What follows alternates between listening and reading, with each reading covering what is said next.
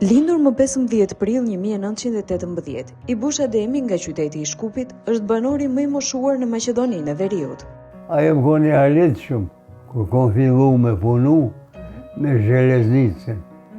Bateria më koni vogël dhe pedantën jam konë për punë. Valaj, kur gjë s'kishë në jetën... A i ke pas të mirë? Të mirë.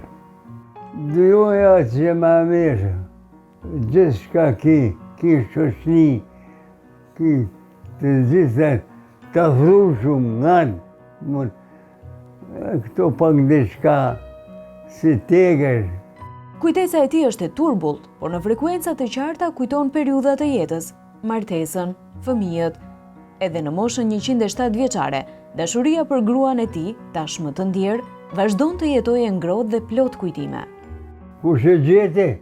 Baba. Atë veti? Veti. Çka të tha? Me të martua mon me bje. Ju zini kom thonë. Po më pëlqej. Po jo konë, kreti ka posë, edhe zoja o konë. Edhe e koshme konë. Ku dhe s'keme shkua jo, hajde. Që dy qika, edhe dy gjemë. Abdullahi, po për Skenderin e ku më rruë. A njoni o konë, pedantën gjolla ma. Shka dojke bojke?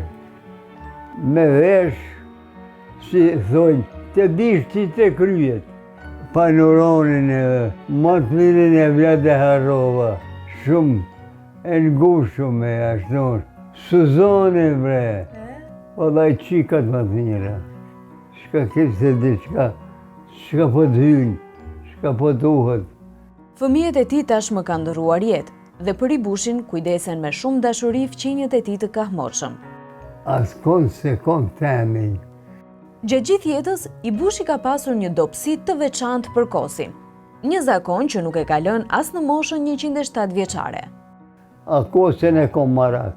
Edhe që ta ma kanë dhënë, sot, në çdo ditë kosin ma bim. Tomin se du, me shnetën mirë jam, me fjetë mirë. A i thot se rinia sot po kalon në për sfida. Rinia sot ka hubë, se gjithë në të mrenë e të. Po duhet dikush t'i merë në rëdorë ata që t'i këshilon. Ne dikun me këshilu, javash, duhet me punu, më shka me punu. Shka gjonë, jam falë. Oj men, po falë lovnë njerë, ato si harroj. Elhamdulillahi Rabbil Alamin, Rahman Rahim, Maliki Yawmiddin, Iyyaka na'budu wa iyyaka nasta'in. Apo na jepi izëm? Iza për Zotit. U larguam nga shtëpia e tij, duke dëgjuar uratat që na jepte.